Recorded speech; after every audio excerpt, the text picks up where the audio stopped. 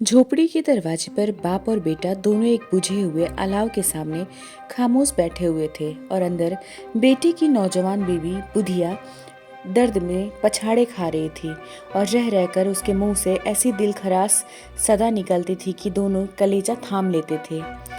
जाड़ों की रात थी। चारों तरफ सन्नाटा ही सन्नाटा था। सारा गांव गहरी नींद में सोया हुआ था। घीसू ने कहा, मालूम होता है बचेगी नहीं। सारा दिन तड़पते हो गया। जा जरा देख तो आ। माधव दर्दनाक लहजे में बोला, मरना ही है तो जल्दी मर क्यों नहीं जाती, देख कर आऊं। तू बड़े बेदर्द है बे। साल भर जिसके साथ जिंदगानी का सुख भोगा उसी के साथ इतनी बेवफाई। तो मुझसे तो उसका तड़पना और हाथ पटकना देखा नहीं जाता। चमारू का कुनबा था और सारे गांव में बदनाम। घीसू एक दिन काम करता तो 3 दिन आराम।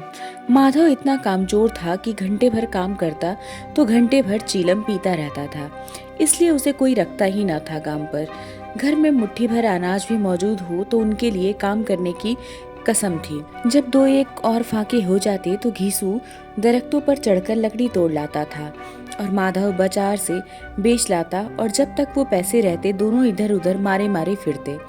जब फाके की नौबत आ जाती तो फिर लकड़ियां तोड़ते या कोई मजदूरी तलाश करते। गांव में काम की कमी ना थी। काश्तकारों का गांव था। मेहनती आदमी के लिए 50 काम थे, मगर उन दोनों को लोग उसी वक्त बुलाते जब 2 आदमियों में से एक का काम पाकर भी कयामत तक काम करने के सिवा और कोई चारा न होता। अजीब जिंदगी थी उनकी। घर में मिट्टी के 2-4 बर्तनों के सिवा और कोई चीज नहीं था। शरीर को ढकने के लिए भी उनके पास सिर्फ चीथड़ों के कपड़े ही बचे थे। कर्ज से लदे हुए, गालियां भी खाते, मार भी खाते, मगर कोई गम नहीं होता। वो दोनों इतने गरीब थे कि मांगने आने वाला या वसूली करने वाला आकर भी उन्हें अपनी वसूली की उम्मीद न होने पर भी लोग उन्हें कुछ न कुछ कर्ज देकर जाते थे। मटर या आलू की फसल में खेतों से मटर या आलू उखाड़ लाते और भून भून कर खाते, या दिन में 10-5 ईख इधर उधर से तोड़कर लाते और रात को उसे चबाते रहते। घीसू ने इसी अंदाज में 60 साल की उम्र काट दी और माधव भी अब इसी की तरह निकला। अपने बाप के नक्शे कदम पर चल रहा था, बल्कि उसका नाम और भी रोशन कर रहा था। उस वक्त भी दोनों अलाव के सामने बैठे हुए आलू भून रहे थे जो किसी के खेत से खोद कर लाए थे। घीसू की बीवी का तो मुद्दत हुई इंतकाल हो गया। माधव की शादी पिछले साल हुई थी। जब से ये औरत आई थी उसने इस खानदान में कोई भी बुनियाद नहीं डाली थी। पिसाई करके घास छीलकर वो सेर भर के आटे का इंतजाम कर लेती थी और इन दोनों बेगैरत लोगों को खाना खिलाती रहती थी। जब से वो आई ये दोनों और भी आराम तलब हो गए, आलसी हो गए, बल्कि कुछ तो अकड़ने भी लग गए थे। कोई काम करने को बुलाता तो ये बड़ी ही शान से दोगुनी मजदूरी मांगते थे, और औरत आज सुबह से ही दर्द से मर रही थी। ये दोनों इसी इंतजार में थे कि कब वो मर जाए और ये आराम से सो जाए। खीसू ने आलू निकालकर छीलते हुए कहा, जा देख तो आ क्या हालत है। उसकी चुड़ैल का फसाद होगा और क्या। यहाँ तो ओझा भी 1 रुपये मांगता है, किसके घर से आए। माधव को अंदेशा था कि वो कोठरी में गया तो घीसू आलूओं का बड़ा हिस्सा साफ कर देगा, और बोला, मुझे वहाँ डर लगता है। डर किस बात का है, मैं तो यहाँ ही हूँ। तो तुम ही जाकर देखो ना। मेरी औरत जब मेरी मरी थी तो मैं 3 दिन तक उसके पास से हिला भी नहीं था, और फिर मुझसे लजाएगी कि नहीं। कभी उसका मुंह नहीं देखा, आज उसका उधड़ा हुआ बदन देखूंगा। उसे तन की सुध भी तो ना होगी। मुझे देख लेगी तो खुलकर हाथ पैर भी नहीं पटक पाएगी। मैं सोचता हूँ कि कोई बाल बच्चा होता तो क्या होगा। सौंठ गुड़ तेल कुछ भी तो नहीं है इस घर में। सब कुछ आ जाएगा, भगवान बच्चा दे देंगे।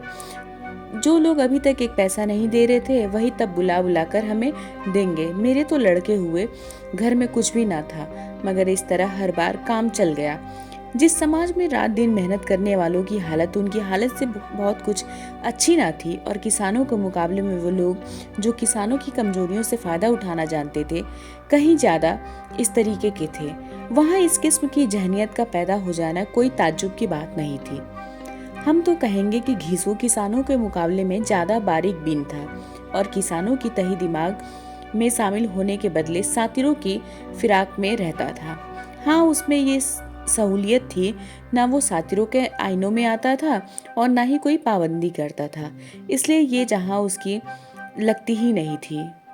अगर वो खस्ता हाल है तो कम से कम उसे किसानों साथ जिगर तो होना चाहिए, ताकि जी तोड़ मेहनत करके अपनी खेती मजदूरी करके अपने घर परिवार का लालन पालन कर सके। लेकिन नहीं, दोनों आलू निकाल निकाल कर जलते खाने लगे। कल से कुछ भी नहीं खाया था, इतना सब्र ना था कि उन्हें ठंडा हो जाने दे। कई बार दोनों की जबानें जल गईं। छिलकर आलू का बैरूनी हिस्सा तो ज्यादा गर्म ना मालूम होता था, लेकिन दांतों के तले पड़ते ही अंदर का हिस्सा जबान और हल्क और तालू को जला देता था। और इस अंगारे को मुंह में रखने से ज्यादा खैरियत इसी में थी कि वो अंदर पहुंच जाए। वहां उसे ठंडा करने के लिए काफी सामान था, इसलिए दोनों जल्दी जल्दी निगल जाते थे। हालांकि इस कोशिश में उनकी आंखों से आंसू निकल आते। घीसू को उस वक्त ठाकुर की बारात याद आई, जिसमें 20 साल पहले वो गया था। उस दावत में उसे जो सेरी नसीब हुई थी, उसकी जिंदगी में यादगार वाकया था। आज भी उसकी याद ताजा थी। वो बोला, वो भोज नहीं भूलता। तब से इस तरह का खाना भरपेट कभी मिला ही नहीं। लड़की वालों ने सबको पूड़ियाँ खिलाई थी, सबको, छोटे बड़े सब ने पूड़ियाँ खाई, और असली घी की। चटनी, रायता, 3 दिन के सूखे साग, एक रसेदार तरकारी, दही, चटनी, मिठाई। अब क्या बताऊं कि उस भोज में कितना स्वाद मिला। कोई रोक नहीं थी। जो जी चाहता था वो खाता था, और जो जिसको जितना मांगना होता था वो मांगता था। लोगों ने तो ऐसा खाया कि किसी ने पानी भी नहीं पिया, मगर परोसने वाले ने सामने गरम गोल गोल महकती हुई कचौड़ियाँ डाल देते थे। मना करते हैं नहीं चाहिए, मगर वो है कि दिए जाते हैं। जब सबने मुंह धो लिया तो एक एक बीड़ा पान का भी ले लिया, मगर मुझे पान लेने की कहाँ सुध थी। खड़ा न हुआ जाता था। झटपट जाकर अपने कंबल पर लेट गया। ऐसा दरिया दिल था वो ठाकुर। माधव ने उस तकल्लुफ का मजा लेते हुए कहा, अब हमें कोई ऐसा भोज क्यों खिलाएगा, अब कोई क्या खिलाएगा। वो जमाना दूसरा था। अब तो सबको किफायत सोचती है। शादी ब्याह में मत खर्च करो, क्रियाक्रम में मत खर्च करो। पूछो गरीब का माल बटोर बटोर कर कहाँ रखोगे। मगर बटोरने में तो कमी नहीं है। हाँ, खर्च में किफायत जरूर सोचती है इन लोगों को। तुमने एक 20 पुड़िया खाई होंगी, है ना? 20 से ज्यादा खाई थी। मैं 50 खा जाता। 50 से कम मैंने भी ना खाई होगी। अच्छा पट्टा था तू, उसका आधा भी नहीं। आलू खाकर दोनों ने पानी पिया, और वहीं अलाव के सामने अपनी धोतियां ओढ़कर पाँव पेट में डालकर सोने जा रहे थे, जैसे दो बड़े बड़े अजदहे कुंडियां मारकर और बेसुध होकर लेटने जा रहे थे। उधर बुधिया अभी भी दर्द से कराह रही थी। सुबह को माधव ने कोठरी में जाकर देखा तो उसकी बीवी ठंडी हो गई थी। उसके मुंह पर मक्खियां भिनक रही थी, पथराई हुई आंखें ऊपर टंगी हुई थी, सारा जिस्म खाक में लथपथ हो रहा था। उसके पेट में बच्चा मर गया था। माधव भागा हुआ घीसू के पास आया, और फिर दोनों जोर जोर से हाय हाय करके अपनी छाती पीटने लगे। पड़ोस वालों ने जब ये बात सुनी तो वो दौड़ते हुए आए। अब इनके मुताबिक अब रस्मो रिवाज होने थे, मगर ज्यादा रोने धोने का मौका न था। कफन और लकड़ी की फिक्र करनी थी। घर में तो पैसा इस तरह गायब था जैसे चील के घोंसले में मांस। बाप बेटे रोते हुए गांव के जमींदार के पास गए। वो उन दोनों की सूरत से नफरत करते थे। कई बार उन्हें अपने हाथों से पीट चुके थे, चोरी की इल्लत में, वादे पर काम न करने की झिल्लत में। बाप बेटे रोते हुए गांव के जमींदारों के पास गए। वे उन दोनों की सूरत से नफरत करते थे। कई बार उन्हें अपने हाथों पीट चुके थे। पूछा, क्या है बे बुधिया, घिसुआ, रोता क्यों है? अब तो तेरी सूरत ही नजर नहीं आती। अब मालूम होता है तुम इस गांव में रहते ही नहीं हो, या रहना ही नहीं चाहते। घीसू ने जमीन पर सर रखकर आंखों में आंसू भरते हुए कहा, सरकार, बड़ी विपदा है। माधव की घरवाली रात गुजर गई। दिन भर तड़पती रही सरकार। आधी रात तक हम दोनों उसके सिरहाने बैठे रहे। दवा दारू जो कुछ हो सका सब किया, मगर वो हमें दगा दे गई। अब कोई एक रोटी देने वाला नहीं रहा मालिक। तबाह हो गए हम तो। घर उजड़ गया। आपका गुलाम हूँ। अब आपके सिवा उसकी मिट्टी कौन पार लगाएगा? हमारे हाथ में जो कुछ था वो सब दवा दारू में उठ गया। सरकार ही की दया होगी तो उसकी मिट्टी उठेगी। आपके सिवा और किसके द्वार पर जाऊं मालिक? जमींदार साहब रहमदिल आदमी थे, मगर घीसू पर रहम करना काले कंबल पर रंग चढ़ाने जैसा था। जी में तो आया कि कह दे, चल दूर हो जा यहाँ से, लाश घर में रखकर सड़ा हुआ यहाँ तू बुलाने से भी नहीं आता। आज जब गरज पड़ी तो आकर खुशामद कर रहा है, हरामखोर कहीं का बदमाश। मगर ये गुस्से या इंतकाम का मौका नहीं था। तो अब क्या ही करते जमींदार साहब? तो उन्होंने 2 रुपए निकाल कर फेंक दिए, मगर एक कलमा भी मुंह से ना निकाला। उसकी तरफ ताका तक नहीं। गोया सर का बोझ उतारा हो जैसे। जब जमींदार साहब ने 2 रुपए दिए तो गांव के बनिए महाजनों को इनकार की जरूरत नहीं हुई। घीसू जमींदार के नाम का ढिढोरा पीटना जानता था। किसी ने 2 आने दिए, किसी ने 4 आने। 1 घंटे में घीसू के पास 5 रुपए की रकम जमा हो गई। किसी ने गल्ला दे दिया, किसी ने लकड़ी दे दी। दोपहर को घीसू और माधव बाजार से कफन लाने चले गए और लोग बांस बांस काटने लगे। गांव के लोग आकर लाश को देखते रहते, उसकी बेबसी पर 2 बूंद आंसू गिराकर चले जाते। बाजार में पहुंचकर घीसू बोला, लकड़ी तो उसे जलाने भर की मिल गई, क्या करूं माधव? माधव बोला, हाँ लकड़ी तो बहुत है, अब कफन चाहिए तो कोई हल्का सा कफन ले लो। हाँ और क्या, लाश उठते उठते रात हो जाएगी, रात को कफन कौन देखता है? कैसा बुरा रिवाज है कि जिसे जीते जी तन ढकने को चिथड़ा न मिला, उसे मरने पर नया कफन चाहिए। और क्या रखा रहता है, यही 5 रुपए पहले मिल जाते तो कुछ दवा दारू करवा लेते हम दोनों एक दूसरे के दिल का माजरा मानवी तौर पर समझ रहे थे। बाजार में इधर उधर घूमते रहे, यहाँ तक कि शाम हो गई। दोनों इत्तेफाक से या आदतन कहे शराब खाने के सामने जा पहुंचे और गोया किसी तयशुदा फैसले के मुताबिक आ गए। वहाँ जरा देर तक दोनों ताज्जुब की हालत में खड़े रहे। फिर घीसू ने एक बोतल शराब की ली, कुछ गजक ली और दोनों बरामदे में बैठकर पीने लगे। कई कुंजिया पहम पीने के बाद दोनों सुरूर में आ गए। घीसू बोला, कफन लगाने से क्या मिलता, आखिर जल ही तो जाता, कुछ बहू के साथ तो न जाता। माधव आसमान की तरफ देखकर बोला, फरिश्तों को अपनी मासूमियत का यकीन दिला रहा हो जैसे। दुनिया का यही दस्तूर है, यही लोग बामनों को हजारों रुपए क्यों देते हैं? कौन देखता है परलोक में मिलता है या नहीं? बड़े आदमियों के पास धन है, वो फूके, हमारे पास फूकने को क्या है? लेकिन लोगों को क्या जवाब दोगे? लोग पूछेंगे कि कफन कहाँ है। घीसू हंसा। क्या जवाब दोगे? लोग पूछेंगे कि कफन कहाँ है। घीसू फिर से हंसा। कह देंगे कि रुपए कमर से खिसक गए, बहुत ढूंढा पर मिले नहीं। माधव भी हंसा। इस गैर मुताबिक खुशनसीबी पर कुदरत को इस तरह शिकस्त देने पर बोला, बड़ी अच्छी थी बेचारी, मरी भी तो खूब खिला पिला कर। आधी बोतल से ज्यादा खत्म हो गई। घीसू ने 2 सेर पूरियां मंगवाई, गोश्त और सालन और चटपटी कलेजियां और तली हुई मछलियां। शराब खाने के सामने दुकान थी। माधव लपक कर 2 पत्तलों में सारी चीजें ले आया। पूरे 1.5 रुपए खर्च हो गए, सिर्फ थोड़े से पैसे बचे रह गए। दोनों उस वक्त इस शान से बैठे हुए पूड़ियां खा रहे थे जैसे जंगल में कोई शेर अपना शिकार उड़ा रहा हो। न जवाबदेही का खौफ था, न बदनामी की फिक्र। दोनों इस मराहिल को उन्होंने बहुत पहले तय कर लिया था। घीसू ने इस तीखे सवाल का कोई जवाब न दिया। माधव की तरफ पूरे अंदाज से देखा। जो वहाँ हम लोगों से पूछेगी कि तुमने कफन क्यों न दिया तो क्या कहेंगे? कहेंगे तुम्हारा सर। पूछेगी तो जरूर, तू कैसे जानता है उसे कफन ना मिलेगा? मुझे अब गधा समझता है? मैं 60 साल दुनिया में क्या घास खोदता रहा हूँ। उसको कफन मिलेगा और इससे बहुत अच्छा मिलेगा जो हम देंगे। माधव को यकीन न आया। वो बोला, कौन देगा?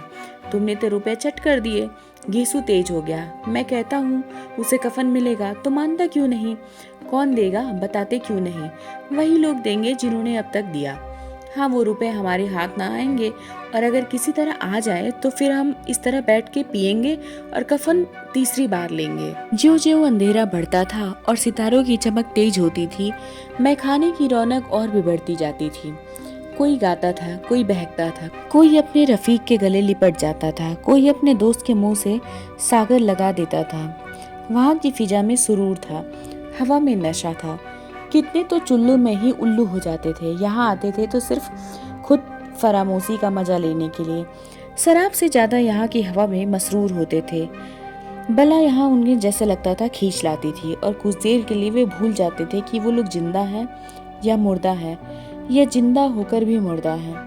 और ये दोनों बाप बेटे भी अब भी मजे लेकर चुस्कियां ले रहे थे। सबकी निगाहें उनकी तरफ जमी हुई थी। कितने खुशनसीब हैं दोनों, पूरी बोतल बीच में है। खाने से जब पेट भर गया तो माधव ने बची हुई पूड़ियों का पत्तल उठाकर एक भिखारी को दे दिया, जो उन्हीं की तरफ खड़ी होकर ललचाई हुई निगाहों से देख रहा था। माधव को खाना देने का गुरूर हो रहा था और पहली बार ही उसने किसी को खाना दिया था। घीसू ने कहा, ले जा, खूब खा और आशीर्वाद दे। जिसकी कमाई थी वो तो मर गई, मगर तेरा आशीर्वाद उसे जरूर पहुंच जाएगा। रोए रोए से आशीर्वाद दे, बाकी गड़ी कमाई के पैसे हैं। माधव ने फिर आसमान की तरफ देखकर कहा, वो बैकुंठ में जाएगी, दादा बैकुंठ की रानी बनेगी। घीसू खड़ा हो गया और जैसे मसरत की लहरों में तैरता हुआ बोला, हाँ बैकुंठ में ना जाएगी तो क्या ये मोटे मोटे लोग जाएंगे जो गरीबों को दोनों हाथों से लूटते हैं और अपने पाप के धोने के लिए गंगा में जाते हैं और मंदिरों में जल चढ़ाते हैं। ये खुशनसीबी का रंग भी बदला। नशे की खासियत है, यास और गम का दौरा हुआ। माधव बोला, मगर दादा बेचारी ने जिंदगी में बड़ा दुख भोगा, मरी भी कितनी दुख झेलकर। वो अपनी आंखों पर हाथ रखकर रोने लगा। घीसू ने समझाया, क्यों रोता है बेटा, खुश हो कि वो माया जाल से मुक्त हो गई, जंजाल से छूट गई। बड़ी भाग्यवान थी, इतनी जल्दी माया के मुंह से बंधन तोड़ दिए। और वो दोनों वहीं खड़े होकर गाने लगे, ठगनी क्यों नैना झमकावे, ठगनी क्यों नैना झमकावे। सारा मैखाना तमाशा देख रहा था। दोनों मैकस होकर आलम में गाए जा रहे थे। फिर दोनों नाचने लगे, उछले भी, कूदे भी, गिरे भी, मटके भी और भाव भी बताए। आखिर नशे से बदमस्त होकर वहीं गिर पड़े। घर पर रखी माधव की बीवी की लाश को उन्हें कफन देने की अब कोई चिंता नहीं थी, क्योंकि वो अब तो नशे में चूर थे। अब उन्हें दुख, दर्द या किसी की तकलीफ का कोई अंदाजा नहीं था, ना ही माधव की बीवी की, ना ही माधव की और ना ही घीसू की। और अब कफन की चिंता कौन करता। और ऐसे ही खत्म हो जाती है मुंशी प्रेमचंद्र द्वारा लिखी हुई ये कहानी कफन। ये कहानी सुनकर आपको कैसी लगी हमें कमेंट करके ज़रूर बताएं। और अगर आपको ऐसी ही कहानियाँ और भी सुननी है तो हमारे चैनल को सब्सक्राइब करना मत भूलिएगा। तब तक के लिए मिलते हैं हम किसी अन्य कहानी के साथ। और अगर आपको ये कहानी पसंद आई हो तो हमारे वीडियो को लाइक करना मत भूलिएगा।